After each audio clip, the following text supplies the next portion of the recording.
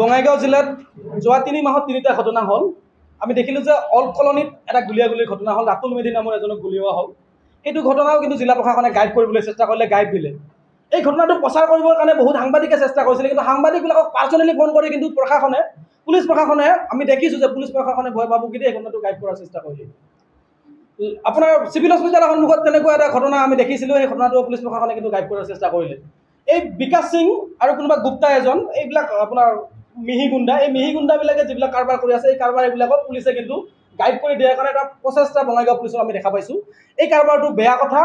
যিকোনো ঘটনাত দোষীবিলাকক অনতিপলমে গ্ৰেপ্তাৰ কৰিব লাগে, কাৰণ জাত পাত চাব নালাগে। অনা অসমীয়া দাদাগিৰি দীৰ্ঘদিনৰ পৰা বঙাইগাঁৱত বৃদ্ধি হৈছে, আমি সকলোৱে অনুভৱ কৰিছোঁ। আৰু অনা অসমীয়া দাদাগিৰি বঙাইগাঁৱত কোনো কাৰণতে সহ্য কৰা নহ'ব, যাৰ কাৰণে গোটেইকেইটা বঙাইগাঁও জিলাৰ সংগঠনে লগ হৈ আমি আজি হুংকাৰ দিবলগীয়া হৈছে যে অনা অসমীয়া দাদাগিৰি বঙাইগাঁৱত মানি লোৱা নহ'ব। 2 নম্বৰ কথাটো হৈছে কি, আজিৰে পৰা কাৰ্যকৰী হোৱাকে বঙাইগাঁৱত দেখিছোঁ যে আমাৰে কিছুমান দালাল, এই দালালবিলাকক আমি চিনিও পাওঁ। এই দালালবিলাকে আমাৰ সাধাৰণ খিলঞ্জীয়া মানুহবিলাকক ফুচুলাই আমাৰ মাটিবিলাক কিন্তু অনা অসমীয়া চক্ৰক বিক্ৰী কৰি আছে। গতিকে আজিৰে পৰা বঙাইগাঁৱত এই দালাল চক্ৰটো সাৱধান হওক, কাৰণ আপোনালোকক আমি ভালকৈ চিনি পাওঁ। যদি আপোনালোকে খিলঞ্জীয়াৰ মানুহ মাটি অনা খিলঞ্জীয়াক আপোনালোকে বিক্ৰী কৰিবলৈ আৰম্ভ কৰে, আপোনালোকক কিন্তু আমি ঘৰে ঘৰে গৈ পিটিম। বঙাইগাঁও জিলাৰ চাব ৰেজিষ্টাৰ অফিচক আমি অনুৰোধ কৰিছোঁ, কেইটামান টকাৰ কাৰণে মণ্ডলকেইটাক আমি অনুৰোধ কৰিছোঁ, কেইটামান কমিশ্যনৰ কাৰণে খিলঞ্জীয়া মানুহৰ মাটি যাতে অনা অসমীয়া মানুহে যাতে কিনিব নোৱাৰে, যাতে ৰেজিষ্টাৰ্ড নকৰে, তাৰ কাৰণে আপোনালোকে ব্যৱস্থা গ্ৰহণ কৰক। নহ'লে কিন্তু আমি আইন হাতত তুলি ল'বলৈ বাধ্য হ'ম। আজিৰে পৰা কাৰ্যকৰী হোৱাকৈ বঙাইগাঁৱত যদি কোনোবা খিলঞ্জীয়া মানুহৰ মাটি অনা খিলঞ্জীয়াই যদি কিনে, সেই মাটি আমি সংগঠনবিলাকে দখল কৰি আমাৰ ভূমিহীন মানুহবিলাকক কিন্তু আমি গতাই দিম। গতিকে আজিৰে পৰা খিলঞ্জীয়া মানুহৰ ভূমি ক্ৰয় বিক্ৰয় কৰাৰ ক্ষেত্ৰত কেৱল খিলঞ্জীয়া মানুহৰ অধিকাৰ থাকিব, অসমীয়া মানুহৰ অধিকাৰ থাকিব। অনা অসমীয়াক যাতে কোনেও মাটি বিক্ৰী নকৰে। যদি মাটি বিক্ৰী কৰা হয়, সেই দালালবোৰক কিন্তু আমি ঘৰত গৈ পিটিম। আৰু যদি কোনো কাৰণতে ৰেজিষ্টাৰ নহয়, বঙাইগাঁও জিলা প্ৰশাসন, বঙাইগাঁও ৰেজিষ্টাৰ অফিচ, চাব ৰেজিষ্টাৰ অফিচক আমি অনুৰোধ জনাইছোঁ, আপোনালোকে অনা খিলঞ্জীয়া মানুহক মাটি ৰেজিষ্টাৰ দিয়া বন্ধ কৰক, নহ'লে কিন্তু আমি আইন হাতত তুলি ল'বলৈ বাধ্য হ'ম। কোন চৰকাৰী বিষয়ে আমি কিন্তু সেয়া চাবলৈ আমাৰ সময় নহ'ব। চৰকাৰ সাংবাদিক বন্ধুসকল, বিশেষ এটা উদ্দেশ্য লৈ আমি খিলঞ্জীয়া ঐক্যমঞ্চ আমি গঠন কৰিলোঁ।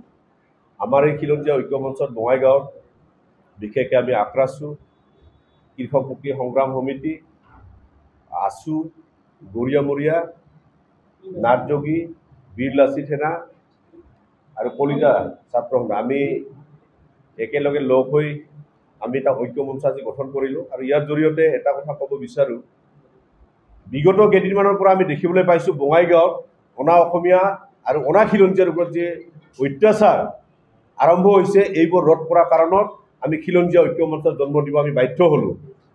আমি দেখিব পাইছোঁ কেইদিনমান আগতে শিৱসাগৰৰ পৰা আৰম্ভ কৰি অসমত যিবোৰ ঘটনা ঘটি আছে, কমচে কম বঙাইগাঁৱত আমি এটা সুস্থিৰ পৰিৱেশ আনি যাতে ভাল এটা পৰিৱেশ থাকিব পাৰোঁ, প্ৰশাসনৰ পৰা আমি আশা কৰিছিলোঁ।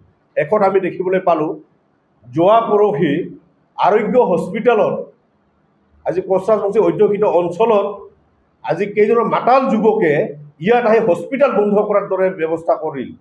ইয়াতকৈ আৰু দুখজনক ঘটনা হ'বই নোৱাৰে। তাৰ কাৰণে আমি খিলঞ্জীয়া ঐক্যমঞ্চৰ ফালৰ পৰা এটা কথা আহ্বান জনাব বিচাৰোঁ আমি জিলা প্ৰশাসনক, আপোনালোকে যিসকল কাৰ্পিটক ধৰিছে তাৰ লগত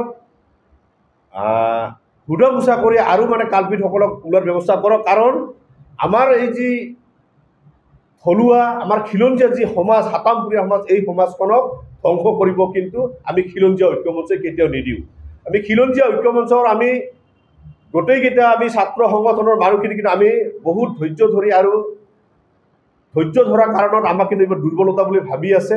যাৰ কাৰণে আমি এটা কথা কৈছোঁ কি, কেইদিনমান আগতে দেখা পাইছিলোঁ এই যি বিকাশ সিং নে কি এজন, কোনোবা এটা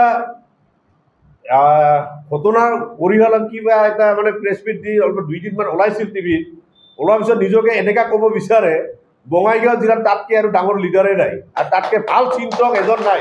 কিন্তু এইবোৰৰ পৰা খিলঞ্জীয়াসকলে আমাৰ ধৈৰ্য আৰু আমাৰ যি সহানুভূতি তাক লৈ যদি আমাৰ দুৰ্বলতা বুলি ভাবে, এইটো ভুল কথা। আমি খিলঞ্জীয়া ঐক্যমঞ্চ এক হৈছোঁ। বঙাইগাঁৱত যি মিলা প্ৰীতি হাতামপুৰীয়া যি আমাৰ পৰম্পৰা আগৰ পৰা আছিল, প্ৰত্যেকটো তেনেকৈ আমাৰ থকাৰ আমি ব্যৱস্থাটো আমি বিচাৰোঁ। আৰু জিলা প্ৰশাসনে যদি ইয়াত হস্তক্ষেপ নকৰি কেৱল আমাৰ সমাজখনক যদি আৰু যদি বিচলিত কৰা যদি ব্যৱস্থা কৰে, কিন্তু আমি খিলঞ্জীয়া ঐক্যমঞ্চ আমি বহি নাথাকিম। যিকোনো পন্থা ল'বৰ কাৰণে আমি আগবাঢ়ি যাম। লগতে আৰু জিলা প্ৰশাসনক এটা কথা ক'ব বিচাৰোঁ, এই যিসকল সন্দেহজনক নাগৰিকে আজি বঙাইগাঁৱত আজি আমাৰ পৰিৱেশ যি বিনষ্ট কৰিব ওলাইছে সেইসকল ব্যক্তিক ক'ত থাকে কেনেকৈ জীৱন নিৰ্বাহ কৰে সেইবোৰ তন্ন তন্ন কৰি তদন্ত কৰাৰ প্ৰয়োজন আছে বুলি আমি অনুভৱ কৰোঁ।